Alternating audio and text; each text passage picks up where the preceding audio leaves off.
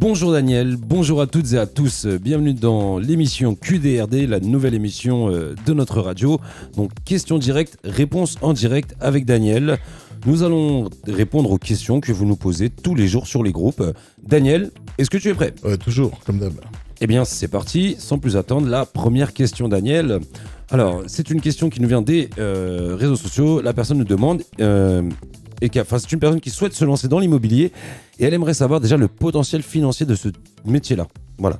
En tant qu'agent immobilier ou en tant que négociateur ?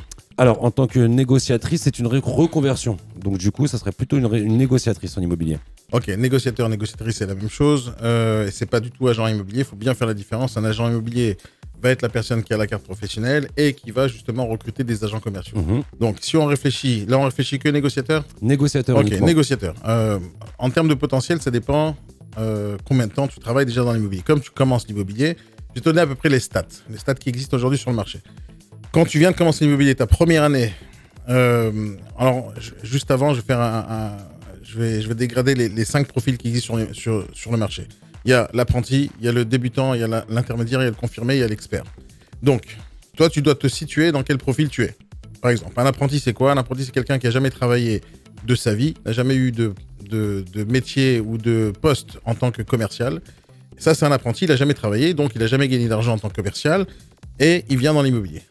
Les apprentis, en général, ils restent pas longtemps dans l'immobilier. Après 1 semaine, 2 semaines, ils arrêtent, ou 3 mois, 4 mois, 5, 6 mois, ils arrêtent. En général, ils vont être ou salariés ou à la com, et très rapidement, ils vont partir de ce métier parce qu'ils connaissent pas ce métier, et ils rentrent dans un métier comme si c'était une surprise, et ils savent pas ce qu'ils vont découvrir. En général, ils restent pas longtemps. Mais toi, tu es dans une reconversion, peut-être que tu as fait déjà de l'immobilier ou un métier commercial, donc pour moi, tu es débutante. Maintenant, pourquoi débutante ? J'utilise le terme débutant pour débutant dans l'immobilier, mais pas débutant dans la vie. C'est-à-dire que tu as peut-être eu une expérience précédente en tant que commercial. Donc dans ton cas, tu es débutante. Tu n'es pas intermédiaire, tu n'es pas confirmé, tu n'es pas expert. Donc débutante pour moi, c'est quelqu'un qui va faire dans sa première année entre 30 et 70 000 euros en général. C'est une grande moyenne. Pourquoi 30 et 70 000 euros ? Une bonne moyenne d'un négociateur aujourd'hui en France, entre 100 et 150 000 euros de chiffre d'affaires par an.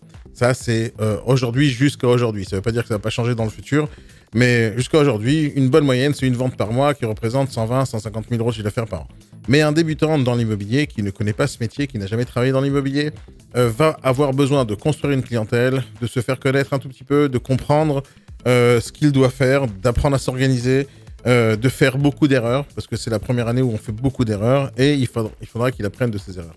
Donc au final, un débutant, et ça dépendra vraiment du niveau de la personne. Hein.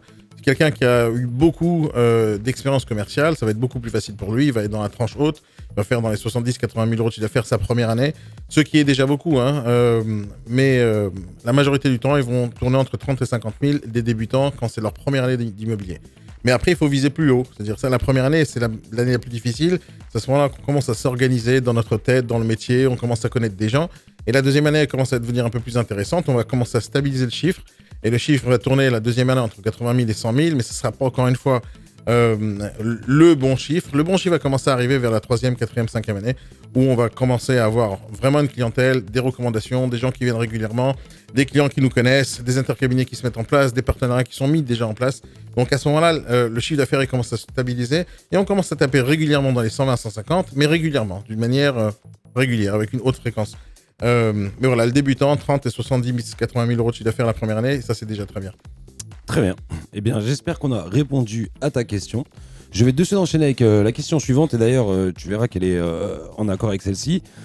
Alors, être plutôt négociateur indépendant ou salarié en agence ? La question qui est posée. Alors ça, c'est une très bonne question, et il n'y a pas une seule et unique réponse, ça dépend de la personne qui est en face de nous.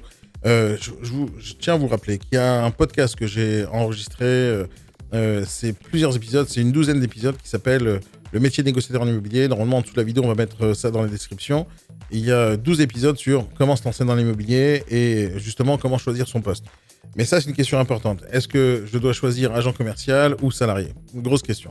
En réalité, pour moi, c'est une évidence. Jamais de la vie, je serai salarié. Donc, à partir du moment où tu as décidé d'être entrepreneur, tu décides d'être entrepreneur. Donc, le salaire, c'est pas une question que tu dois te poser. Est-ce que j'ai envie de toucher un salaire ou pas ? L'immobilier, c'est pas qu'il faut pas être salarié dans ce métier, mais c'est c'est un des seuls métiers où on peut gagner beaucoup d'argent. Et quand on est salarié, on va être limité. C'est-à-dire on va très souvent toucher un SMIC plus com, et les coms, ça ne va pas dépasser les 15%. En général, les 15%, c'est déjà beaucoup. On ne va pas avoir beaucoup d'avantages, à part des fiches de paye. Pour certaines personnes, c'est intéressant. Mais en réalité, c'est très intéressant pour le patron de donner un salaire. C'est-à-dire, si je suis patron et j'ai un super commercial en face de moi, et je pense qu'il a envie d'être négociateur en immobilier, je préfère le salarié. Pourquoi? Parce que je vais gagner beaucoup plus d'argent sur lui. Et le commercial, il va gagner beaucoup moins. C'est-à-dire, un négociateur salarié, à la fin de l'année, il peut faire 200 ou 300 000 euros de chiffre d'affaires. À la fin, il va se retrouver avec 30 et 40 000 euros dans la poche. Alors que si jamais il était salarié à la com, aujourd'hui, quand on fait 100 000 euros de chiffre d'affaires, on peut toucher 70 000 euros dans sa poche. Au minimum aujourd'hui. C'est quelque chose d'important de comprendre ça. C'est-à-dire, quand on est agent co, on gagne le maximum possible. Donc, est-ce qu'il faut ou pas être salarié? Ça dépendra des ambitions. Moi, personnellement, jamais je chercherai à être salarié dans une agence ou dans n'importe quel autre truc. Est-ce que je préférerais à la com? Oui, bien sûr, parce que le principe d'être à la com, c'est de ne pas être capé en termes de chiffre d'affaires. Donc, on peut atteindre n'importe quel sommet de chiffre d'affaires qu'on a envie.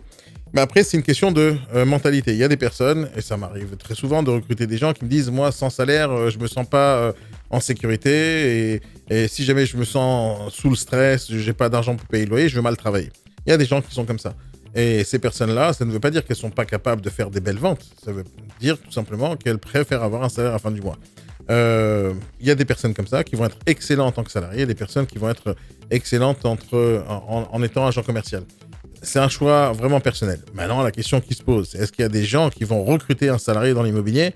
La majorité du temps, non.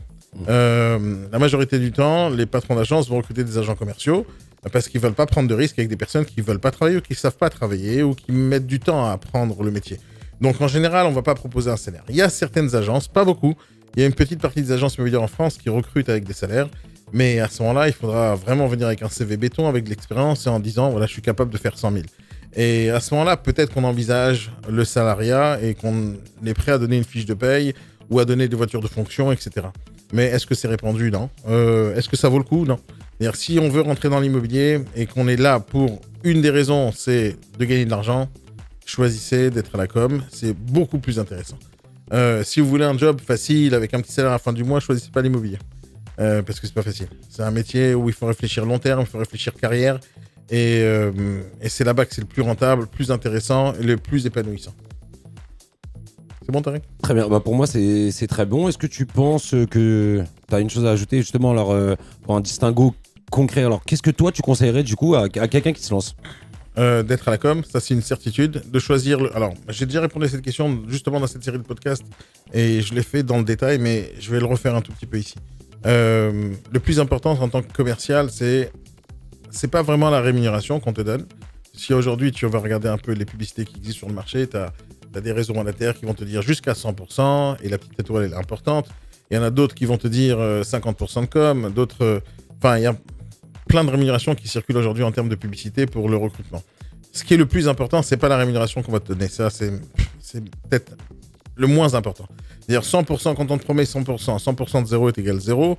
Donc, ça n'a aucune importance, la rémunération. Ce qui est important, par contre, c'est qu'est-ce qu'on te donne en échange de la rémunération qu'on va te donner.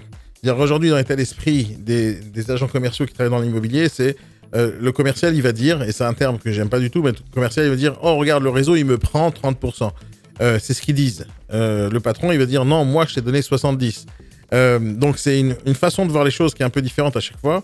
Mais l'essentiel, c'est de comprendre, peu importe si tu as la sensation qu'on te prend 30% de ta com quand tu as 70%, la question, c'est qu'est-ce qu'on te donne en échange de tes 30%. Si maintenant, on te promet 100% de com, on te donne ni formation, ni outils, ni suivi, ni accompagnement, part du principe que tu feras 0 € de chiffre d'affaires, donc tes 100%, ils serviront à rien. Tu peux rentrer dans une agence qui vont te donner 50% de la commission d'agence et ils vont aussi rien te donner. Tu auras l'impression de travailler dans une équipe et tu n'auras juste rien. Ce matin, c'était le cas, un négociateur qui travaille dans une agence immobilière connue, on lui dit, écoute, va travailler, si jamais tu es bon, je te forme. Et ça, c'est quand même aberrant, mais ça existe dans toutes les agences immobilières quand ils n'ont pas envie de payer de la formation ou de l'accompagnement. La majorité des agences immobilières n'ont pas de manager. Il y a un patron, il y a des négos, et il n'y a pas vraiment de suivi, d'accompagnement, de formation continue. Et donc, quand on donne 50% à un commercial ou 100%, le plus important, c'est pas ça vraiment. Ce qui est vraiment important, c'est qu'est-ce qu'on reçoit en contrepartie. Donc, si moi, on me propose, tiens, Daniel, je te donne 50%, Ok, 50% de quoi? De la commission d'agence, super. Qu'est-ce que tu me donnes en échange? Parce que le patron, il va toucher 50% sur le chiffre d'affaires que je réalise. Parce qu'on est à la commission, je suis pas salarié. Donc, si jamais on partage le chiffre d'affaires à deux, ok, moi, je dois faire mon travail, c'est-à-dire prospecter, démarcher, vendre les produits. Toi, patron, tu fais quoi? Donc, si le patron, lui, son job, c'est de me regarder bosser et il me donne absolument rien, ni accompagnement, ni management, ni coaching, ni formation, ni outils. Et formation, c'est pas 2 jours en salle. Hein. Formation, c'est toute l'année. Surtout quand on est agent commercial, on vient de se lancer dans le métier, on le connaît pas. Il faut apprendre. Et l'immobilier, c'est un métier qui s'apprend sur 2 ans minimum. Et quand je dis 2 ans minimum, c'est quand tous les jours on a appris 2 heures.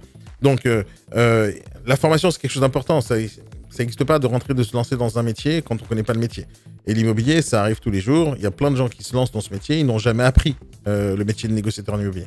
Et donc, on doit apprendre sur le tas. Donc, ce qui est très important dans une agence immobilière, c'est la rémunération doit être intéressante, bien sûr, mais il y a 2 points super importants qui sont peut-être primordiaux dans ce métier. Un, c'est la formation continue, tous les jours, tout le temps, et le coaching, l'accompagnement du manager. C'est très important. La majorité des agences n'ont ni formation ni manager. Alors pourquoi manager c'est important? Même si certains agents commerciaux se prennent pour des gens indépendants, c'est parce que le management, en fait le commercial, il ne sait pas ce qu'il a besoin en réalité. Il ne connaît pas ce métier. La seule chose qu'il a de vrai, c'est qu'il a un cabis peut-être, il a un statut d'auto-entrepreneur et il se sent indépendant. En réalité, il ne connaît pas le métier, il va devoir être suivi et accompagné tout le temps. Il y a tellement de choses à connaître dans ce métier, tellement de choses. On peut avoir l'impression qu'on connaît le métier parce qu'on a réussi à faire une vente ou deux, mais on connaît rien du tout. C'est-à-dire, il y a tellement de lois autour de l'immobilier, il y a tellement de problématiques, il y a tellement de clients différents.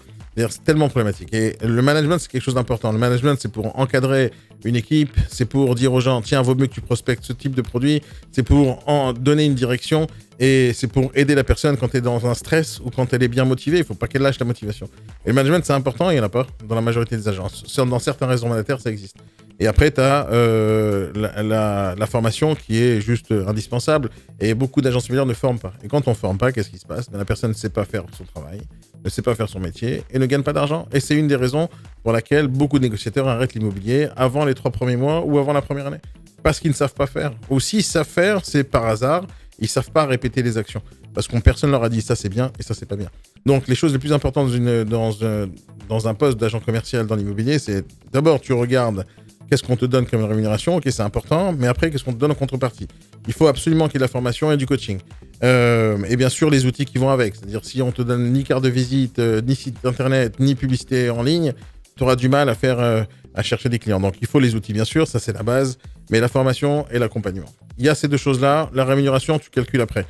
Mais tu pourras tomber sur des réseaux qui vont te donner 50, 70, 80, 90, 100% et tu n'auras rien de tout ce que je viens de dire. Et donc, tu ne feras pas de chiffre d'affaires. Donc, d'abord, tu vérifies ce qu'on te donne comme outil. La notoriété de l'agence, elle est importante, mais elle n'est pas si importante que ça. Ce qui est important, c'est la formation et l'accompagnement. Avec ça, tu as des chances de faire du chiffre d'affaires. Donc, quelqu'un qui te dit, je te donne 50%, mais je t'accompagne tous les jours, je te forme tous les jours, je t'aide tous les jours, et je suis là quand tu as des problèmes, ben, ça les vaut les 50%. Le gars, il va travailler avec toi. Mais si tu ne donnes rien de tout ça, faut se poser des questions, ils vont où les 50% restants ou les 30% restants? Eh bien écoute, merci pour cette réponse. De rien mon cher Tarek, on se voit la prochaine fois pour une prochaine. Ça marche, super. Et n'hésitez pas à nous contacter via les groupes pour répondre, pour poser vos questions et entendre les réponses de Daniel dans le QDRD, donc questions directes, réponses en direct avec Daniel. Merci beaucoup Tarek. Merci à toi, au revoir.